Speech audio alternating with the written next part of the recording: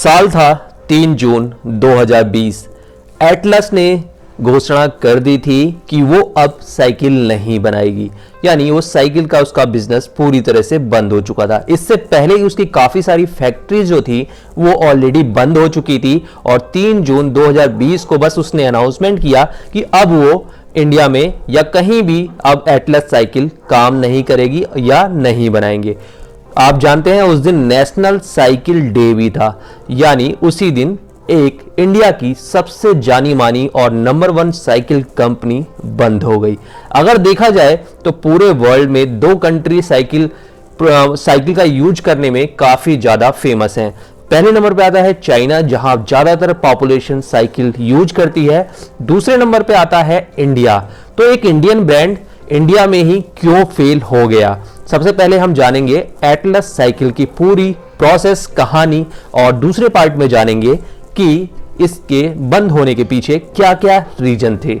Atlas cycle की शुरुआत जानकी दास कपूर, जो इसके फाउंडर थे, उन्होंने 1951 में किया था सोनीपत में साइकिल बनाना। टिन शेड में वो उन्होंने बनाना स्टार्ट किया था, कोई कारखाना नहीं था। टिन शेड में ही उन्होंने साइकिल बनाई और 1958 आते हुए यानी ये साइकिल मिडिल ईस्ट में भी एक्सपोर्ट की जाने लगी। उस समय इंडिया में साइकिल का बहुत बड़ा मार्केट था और कोई भी अच्छी कंपनी की साइकिल नहीं थी। सभी लोकल कंपनी की साइकिल बनती थी जो कि बहुत जल्दी खराब हो जाती थी और टूट जाती थी। 1960 आते आते एटलस ने करीब 10 लाख साइकिल बनाकर बेच दी थी और उसी टाइम से ये लोग एडवर्टीजमेंट भी करने लगे थे। इनके काफी सारे पोस्टर हैं जो कि उस समय ऐड होते और अधिकतर इनके जो विज्ञापन है उसमें आप देखेंगे कि फीमेल साइकिल चलाती हुई नजर आएगी। तो इंडिया में जो फीमेल साइकिल की शुरुआत थी वो एटलस ने की। 1965 आते आते ये पूरे वर्ल्ड में फेमस हो चुकी थी और इंडिया की टॉप नंबर 1 कंपनी बन गई। 1978 में एटलस ने रिबेल ब्रांड से एक रेसिंग साइकिल बनाई, यानी एक दूसरा ब्रांड बनाया जो कि रेसिंग साइकिल के लिए था, रिबेल ब्रांड। वो इतनी ज्यादा फेमस हो गई कि 1982 में जब एशियन गेम्स हुए तो उसमें जितनी भी सप्लाई साइकिल की थी इंडिया के लिए वो सारी रिबेल ब्रांड की थी, यानी एटलस की थी। एटलस ने उसी टाइम पर यानी 1987 में ही 10 गियर वाली साइकिल भी लॉन्च की, यानी वो रेसिंग में भी आ चुकी थी और स्पोर्ट्स में भी आ चुकी थी। तो 10 गियर वाली साइकिल उसने बनाई। उस समय ये एक बहुत बड़ी बात हुआ करती थी। 1992 में काफी सारी बड़ी कंपनियां इंडिया में कारोबार करने के लिए आ गई, साइकिल की बड़ी कंपनियां जो कि एमएनसी भी थी और बाहरी कंपनी थी। अब यहां से कंपनी को टक्कर मिलने लगी विदेशी ब्रांड से और साथ ही इंडिया में इसके काफी सारे कॉम्पिटिटर भी हो गए थे, जिसमें हीरो साइकिल है, A1 साइकिल है और BSA साइकिल भी है जो कि स्पोर्ट्स साइकिल बनाने में काफी ज्यादा मशहूर हो रही थी। वहां से इसका डाउनफॉल स्टार्ट हो गया क्योंकि एक तो बाहरी कंपनियों से कंपटीशन था और इंडियन कंपनियों से भी कंपटीशन इसका बढ़ गया था। साथ ही यहां पर जो एटलस परिवार था उसके अंदर भी डिस्प्यूट चल रही थी। कंपनी के स्वामित्व को लेके अंदर अंदर काफी लड़ाइयां चल रही थी, सेकंड जनरेशन और थर्ड जनरेशन में। तो इस वजह से काफी सारी कंपनियों की अलग अलग डोर यानी कमान अलग अलग फैमिली को दे दी गई, यानी इसके फाउंडर ने काफी सारा बंटवारा कर लिया, जिससे क्या हुआ कि जितना भी नया इनोवेशन था और एडवर्टीजमेंट थी वो सारी चीजें काफी पीछे छूट गईं। ऊपर से कंपटीशन था ही, जिसकी वजह से एटलस काफी ज्यादा पिछड़ने लगी। यहां पर उभरते हुए साइकिलों में थी हीरो साइकिल, A1 साइकिल और उसके बाद स्पोर्ट्स साइकिल में BSA का नाम बढ़ता हुआ जा रहा था। 2014 में ही एटलस का पहला प्लांट मध्य प्रदेश वाला बंद हो गया। उसके बाद 2018 आते आते सोनीपत, जहां से एटलस की शुरुआत हुई थी, वो दूसरा प्लांट भी बंद हो गया। 2020 में जब कोरोना से लॉकडाउन चल रहा था उसी समय 2020 में साहिबाबाद की एक बड़ी फैक्ट्री जो कि एटलस की थी, जिसमें 2 लाख साइकिल पर मंथ बनती थी, वो भी बंद हो गई। और 3 जून 2020 को कंपनी ने अनाउंसमेंट कर दिया पूरी तरह से कि वो अब साइकिल नहीं बनाएंगे। तो ऐसी क्या गलती थी जो कि एटलस ने की, काफी नंबर 1 होने के बावजूद भी, नए इनोवेशन करने के बावजूद भी वो पिछड़ गई और मार्केट से एकदम से गायब हो गई। काफी लोग काफी सारी बातें कहते हैं, लेकिन जो मेरा एनालिसिस है मैं आज उस पर बात करूंगा। सबसे जो बड़ा कारण था वो था फैमिली डिस्प्यूट। फैमिली में जब डिस्प्यूट हुआ तो प्रोडक्शन किसी और के पास गया, डिस्ट्रीब्यूशन किसी और के पास गया, मार्केटिंग किसी और के पास गई। सब लोग अपना अपना फायदा देखने लगे, जिससे मार्केटिंग, एडवर्टीजमेंट और डिस्ट्रीब्यूशन का जो चक्र था, जो अच्छी तरह से चल रहा था, वो पिछड़ने लगा। यानी सही डिसीजन सही टाइम पर नहीं लिए जा रहे थे। सबसे बड़ा कारण यही है मेरी नजर में।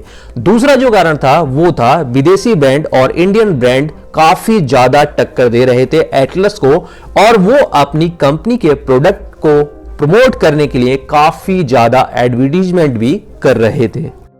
तीसरी जो सबसे बड़ी बात है एटलस के पिछड़ने और बंद होने की, वो ये है कि जब से इनका फैमिली डिस्प्यूट बना, यानी 2004 के बाद, इन्होंने एडवर्टीजमेंट, मार्केटिंग और डिस्ट्रीब्यूशन में सही तरीके से सही टाइम पर डिसीजन नहीं लिए। साथ ही कोई नया इन्वेंशन भी नहीं हुआ, इनोवेटिव कोई भी काम नहीं हुआ। अपने पुराने ढर्रे पर ही चल रही थी एटलस साइकिल। हालांकि वो अभी भी मजबूती के लिए जानी जा रही थी और काफी मजबूत साइकिल के लिए वो फेमस भी हो रही थी। लेकिन अब टाइम था, साइकिल जो है, पहले स्टार्टिंग में जो साइकिल थी वो मजदूर वर्ग इस्तेमाल करता था, यानी छोटी कम्युनिटी के लोग या गरीब लोग इस्तेमाल करते थे। लेकिन अब धीरे धीरे उन्हीं लोगों ने बाइक लेना स्टार्ट कर दिया, तो जितने लोग बड़ी उम्र के थे उन्होंने बाइक पर शिफ्ट होने लगे, और अब बारी आ गई बच्चों की। अधिकतर जो साइकिल यूज करते थे वो नई उम्र के बच्चे यूज करते थे, और उन्हें चाहिए थी फैंसी, मजबूत और अट्रैक्टिव साइकिल, जो कि एटलस नहीं कर पाई। उस समय स्पोर्ट्स साइकिल के लिए जो इंडियन की पसंद थी, जो देसी कंपनियां की पसंद थी, वो थी BSA और हीरो। ये हमेशा इनोवेशन कर रही थी और ये एक पसंद बनती हुई जा रही थी। अब बात करते हैं डिस्ट्रीब्यूशन की। दोस्तों, सभी कंपनियों का पहले डिस्ट्रीब्यूशन एक जैसा ही था, आप साइकिल कहीं से भी खरीदते थे। लेकिन अब जब विदेशी कंपनियां इंडिया में आ गई तो उन्होंने बड़ी बड़ी सिटी में, बड़े बड़े जगह पे अपने शोरूम बनाने भी स्टार्ट कर दिए, जो कि देखने में काफी अट्रैक्टिव लगते थे और काफी साफ सुथरे रहते थे, जो कि एटलस नहीं कर पाई। इसका नेटवर्क वही पुराना डीलर वाला था, और उनका यही परसेप्शन था कि साइकिल कोई भी खरीदने आएगा तो उसको बड़े शोरूम से क्या मतलब, जबकि यहां पर हीरो भी काफी ज्यादा शोरूम बना चुकी थी।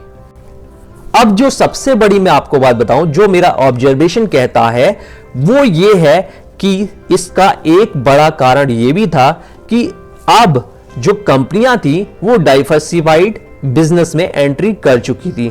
जैसे कि हीरो ने साइकिल पर से ध्यान हटाकर काफी सारे सेगमेंट में अपने पैर पसार लिए थे।